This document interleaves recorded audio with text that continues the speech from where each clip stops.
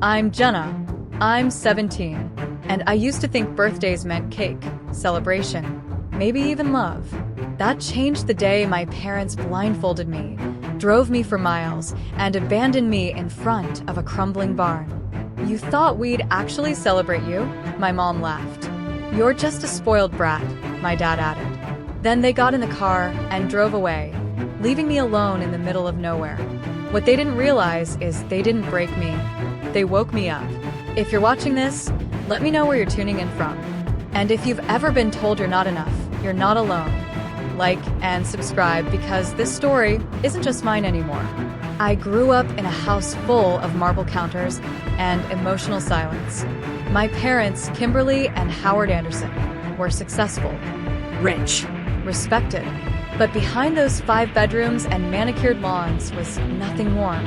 No kindness, just expectations, just image. I learned early that birthdays didn't matter, at least not mine. When I was 8, I invited friends for a party my mom promised to throw. I came home from school to nothing but a grocery store cake. Dad got home after dark. Mom came later with shopping bags, but not for me. "Birthdays are just another day," she said. "You'll understand when you're older." By 12, I didn't ask anymore. That year, Dad tossed $50 on the counter without looking up. "Buy yourself something." Mom didn't say a word. I spent the night alone, watching a movie and eating cupcakes I bought myself. Every year was the same, except for one person, Bailey, my best friend. She never forgot.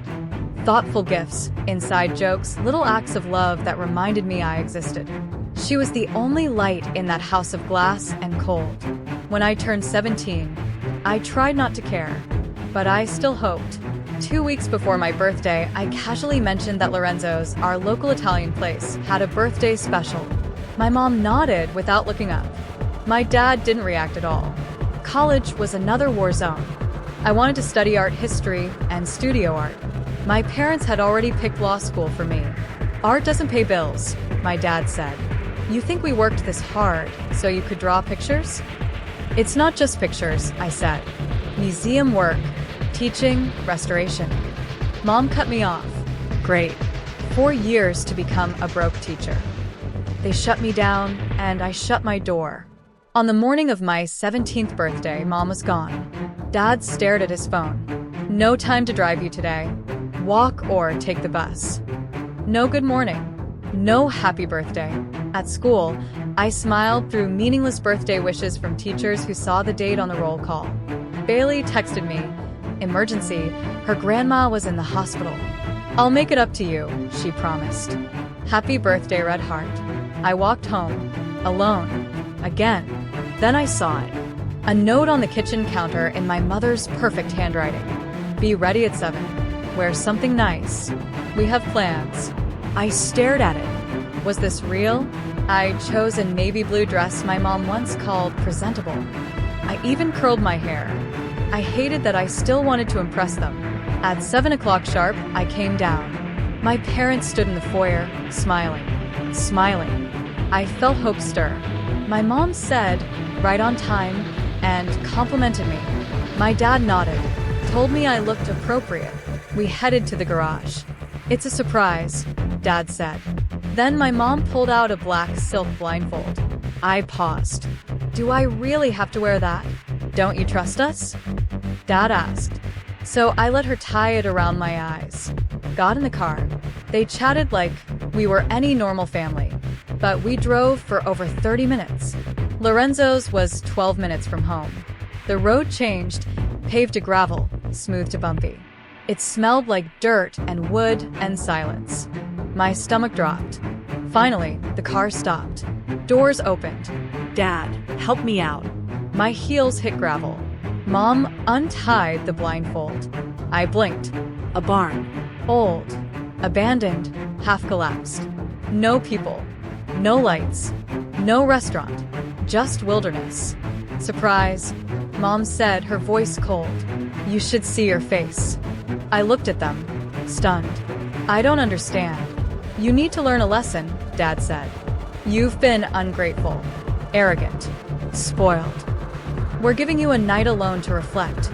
Mom added. We'll be back in the morning. I begged. I cried. I reached for the car. Dad locked the door. He tossed something shiny at my feet. A whistle. The Thompson Farm's 2 miles east. You're grown up, right? Prove it. Then they left. I stood there alone, with nothing but my clothes, a whistle, and the darkening sky. I didn't cry. Not then. I picked up the whistle, turned to the barn, and prepared to survive. Inside, I found a gallon of water, a flashlight, and a thin blanket. That was it. That was their idea of care. But I made it through the night. I found old feed sacks to sleep on, a musty horse blanket for warmth, a dusty jacket left behind on a nail. I listened to the sounds of owls and coyotes and the cracking wood around me. And I planned. I didn't just want to survive the night. I wanted to make sure they never got to hurt me like that again. At dawn, I walked east, following the direction of the rising sun. Eventually, I found a dirt path, then a truck. An older woman inside leaned out. Good Lord, child. What are you doing out here dressed like that? I'm Jenna. I was left. My parents. I'm Alexander Thompson, she said. Get in the truck. Now. She took me home, fed me, called the police. Bailey's family picked me up from there. They held me while I cried. Frank, Bailey's dad, called the authorities. This isn't discipline, he said. This is abuse. The police took my statement. They found the barn. My phone, retrieved by our cleaning lady, had a voice recording I secretly started during the car ride. It captured everything. Every cruel word. Every lie. My parents were arrested, charged with child abandonment, emotional abuse, and reckless endangerment. And then my life began. My school counselor arranged for me to finish classes from home. The media exploded. Prominent attorney and realtor charged in daughter's abandonment. But I stayed quiet. Then, 2 weeks later, my Aunt Amelia arrived. I barely knew her, but the woman who hugged me in Bailey's living room radiated warmth. I should have stayed in touch, she whispered, gripping my hands. I knew your parents were cold, but I had no idea. She filed for temporary guardianship immediately and gave me a choice. Come live with us in Tucson, or stay here with the Wellingtons until graduation. Whatever you want. What you want matters. No one had ever said that to me before. Meanwhile, I started therapy with Dr. Eleanor Fisher, a specialist in family trauma. Her sunlit office was the first place I admitted the truth. I thought I was the problem, that if I was better, they'd love me. Healthy parents don't withhold love based on performance, she told me. Their failure to love isn't your failure to deserve it. The healing wasn't instant, but slowly, I started recognizing the patterns, the control disguised as concern, the cruelty masked as tough love, the affection given only when I obeyed. And something even more surprising happened. People I barely knew showed up. My English teacher submitted my writing portfolio to national scholarships. I won one. A neighbor dropped off homemade meals. Another handed me gift cards. A retired judge offered legal advice. We always sensed something wasn't right, one said. But we didn't know it was this bad. The case didn't go to trial. The evidence was overwhelming. My parents took a plea deal. Probation, mandatory therapy, parenting classes, community service, and a criminal record that would follow them forever. The final hearing required my presence. It was the first time I'd seen them since the night at the police station. They looked smaller, less powerful. I stood in front of the judge and said, "It's not just what happened on my birthday. It's the years before. The silence, the neglect.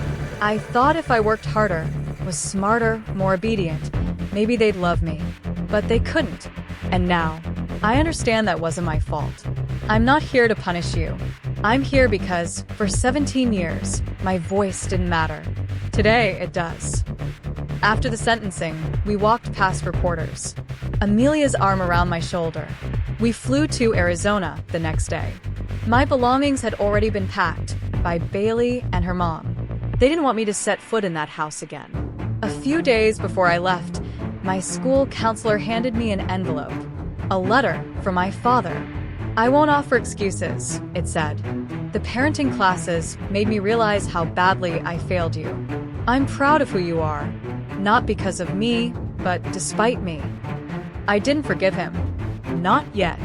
Maybe not ever. But I finally felt seen.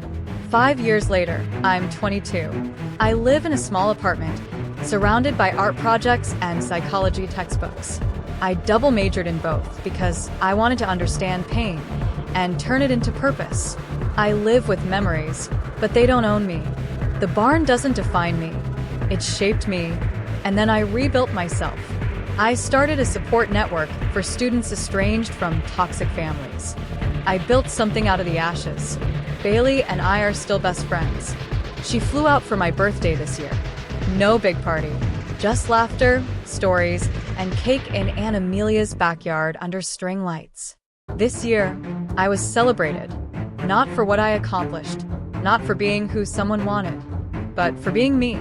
That night in the barn, that was the end of the old story. This is the beginning of who I really am. I'm Jenna, and I survived, not because of my parents, but in spite of them. At 22, I thought I had healed, but healing, I would learn, isn't a destination, it's a rhythm, a lifetime practice. The barn was no longer a wound, but a scar, and scars still ache in the rain.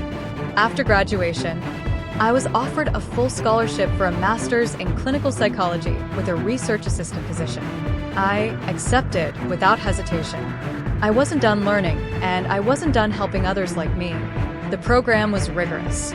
Trauma theory, family systems, neurobiology. My thesis explored generational trauma in high-achieving families, the kind that mistakes obedience for love and silence for safety. I used anonymized pieces of my story. I didn't need to name names. The pattern spoke loudly enough. Outside of class, I began volunteering at a crisis center for teens. The first time a 14-year-old girl whispered, "They say they love me, but they only love what I do for them." I had to excuse myself and cry in the staff bathroom. But I always came back, because they needed to see someone who had made it out, someone who knew the terrain. One night, after a particularly emotional support group session, I went home and stared at the letter my father had written. I'd kept it all these years, folded neatly in a drawer I rarely opened. That night, I read it again, and I wrote him back, not with forgiveness, not yet, but with clarity. "I believe you're trying to change," I wrote, "and I hope you keep trying, but I'm not ready for contact. Healing is work, and I'm doing mine. I hope you're doing yours." I never sent it, but I needed to write it for me. My relationship with my mother never reopened. She had attended therapy for a while, according to legal updates, but she never reached out again after our meeting. I don't think she could face the full truth. Maybe one day, maybe not. Meanwhile, Amelia and Carlos had become more than guardians. They were family in the deepest sense of the word. They attended every milestone, my graduation, my first published paper, even my first art show, which featured pieces themed around emotional exile and return. Carlos cried that night. So did I. I started dating again during my master's program. Carefully, slowly, trust came hard. The first man I dated loved rules and plans. I thought that meant safety until I realized it reminded me too much of my father. I ended it kindly. The second one was chaos, charming, brilliant, emotionally unavailable. My therapist called it repetition compulsion. Trying to win love from someone just like the people who withheld it. That ended too, less kindly. It wasn't until I was 26 that I met someone who felt quiet, grounded. We met through a mutual friend during a nonprofit fundraiser. His name was Aiden, a youth social worker. He didn't try to fix me. He just sat with me, listened, asked real questions. One night over dinner, I told him everything. The barn, the silence, the betrayal. I watched his face the whole time, waiting for discomfort or pity or judgment. Instead, he said, "I don't know how you lived through that, but I'm so glad you did." That's when I knew this was different. I didn't need him to heal me. I was already doing that, but I wanted him beside me as I did. We took our time.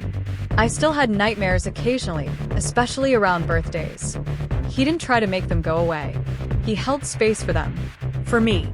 At 27, I became a licensed therapist. I opened my private practice in Tucson, specializing in trauma-informed care for adolescents and young adults. On my office wall, I hung a framed quote from my college thesis. Survival is not the end of the story. Rebuilding is. I got letters sometimes from teens I'd counseled, from survivors of emotional abuse who'd found my writing. Some were heartbreaking, some hopeful. One in particular stayed with me. It was from a girl named Eliza, 15, who wrote, "I thought I was crazy for thinking my parents' love felt like punishment. Then, I heard your podcast interview. I stopped trying to be what they wanted. I started writing again. I'm not free yet, but I'm walking." I pinned that letter to my bulletin board. Every time I questioned whether it mattered, my work, my story, my pain, I read that letter. At 29, I married Aiden. It was a small ceremony in Amelia's backyard under the same string lights from my 22nd birthday. Bailey was my maid of honor. My cousins danced barefoot on the grass. No one mentioned the past, but it was there, quietly honored, gently folded into the joy. A year later, I gave birth to a daughter. We named her June. After the month, I escaped the Anderson house and began my real life. When I held her for the first time, I cried harder than I ever had. Not because I was afraid, but because I knew exactly what not to do. I wouldn't demand perfection. I wouldn't weaponize silence. I would love her without condition, without end, without needing her to earn it. On her first birthday, we didn't blindfold her. We didn't test her resilience. We baked cupcakes, let her smash them with her hands, sang off-key and laughed. It was messy and loud and perfect, because love, real love, isn't neat. It doesn't follow rules or schedules or plans. It just shows up, over and over again. And that's how I finally healed. By the time I turned 32, I had rebuilt nearly every piece of my life. But the deepest shift wasn't what people could see, it was internal. I no longer lived with the daily ache of proving I was lovable. I no longer mistook silence for strength. And I no longer defined myself by what I had survived, but by what I had built after. My daughter, June, became my mirror.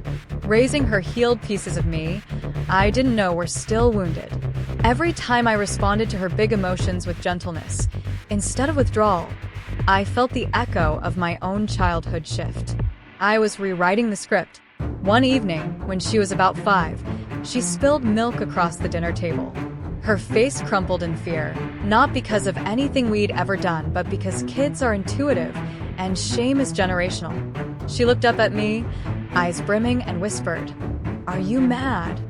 I knelt beside her and said, "Sweetheart, accidents happen. You're more important than anything you spill." She blinked and smiled, and I thought, this is the cycle breaking. My private practice grew steadily. Word spread that I understood things others didn't. I took on more clients from high-achieving families with hidden dysfunction. I heard echoes of my own story again and again. Kids terrified to disappoint, to be inconvenient, to ask for love. Eventually, I began speaking publicly. Podcasts, panels, conferences. I told the truth, gently but clearly. Emotional abuse is not always yelling or hitting. Sometimes it's silence. Sometimes it's absence disguised as discipline. I wrote a memoir when I was 35. I called it The Barn, where my life actually began.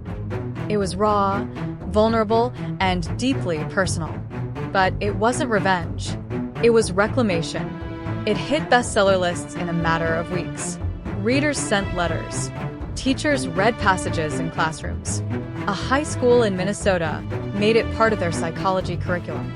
I got a message from a girl named Lila who said she'd played the audiobook in secret under her pillow and finally told a counselor what was happening at home. I cried. Then I wrote her back. Around that time, I was invited to Capitol Hill to testify during a hearing on family court reform and child protection policies. I sat behind a microphone and said, "What happened to me was called discipline by my parents, but it was abuse. And I'm one of the lucky ones. I got out. There are thousands of children who don't. They need us to believe them even when their homes look perfect from the outside. The room was silent. When I stepped outside afterward, I found a small group of survivors waiting to thank me. We stood on the marble steps, crying in the cold, strangers tied together by something stronger than blood, truth. Not long after, I received an unexpected letter from my father. He was in hospice care, terminal cancer. He'd been following my story quietly for years. He didn't ask for reconciliation. He asked for honesty. "I know I don't deserve to speak to you again," he wrote, "but I want you to know, I read your book. Every page, every word. You were right, and I was wrong. I failed you in every way a father can fail. But I want you to know, I see you now." I didn't visit him, but I wrote back. "I accept your words," I said, "and I hope you found some peace in knowing the truth." I have. He passed 3 weeks later. No funeral, no final scene, no dramatic closure. But somehow it was enough. I was 38 when June turned 11, the same age I'd been when I first stopped hoping for birthday candles. I watched her blow out her cake surrounded by cousins, music, and laughter, and I thought, she'll never question if she's loved. Bailey was there, of course. Still my best friend. Still calling me Red after all these years. She'd started a nonprofit for displaced teens and had named one of their outreach centers Jenna House. I cried when she told me. We still joked, still cooked together, still celebrated the little things like we did when we had nothing but each other. At 40, I took a sabbatical. I spent 6 months traveling with Aiden and June, journaling, painting, resting. For the first time in my adult life, I was still. One morning, we visited an old historical town and passed a worn-down structure in a field. June tugged my hand. "Mom, is that a barn?" I looked at it. Weathered wood, quiet earth, the same kind of place where it all started. "Yes," I said, "but not the barn." She tilted her head. "What happened in the barn again?" I paused, took a breath. I'd told her a gentle version of my story over the years. But this was a moment. It's where I learned that the people who are supposed to love you the most sometimes don't know how. And it's where I promised myself I'd learn how to love better. For you. She nodded. "You do. Really well." And then she ran ahead toward the souvenir shop, calling for Aiden. I stood there alone for a moment, not as the girl who had been abandoned, but as the woman who built a life that was never supposed to be possible. I smiled at the barn one last time, and I walked away.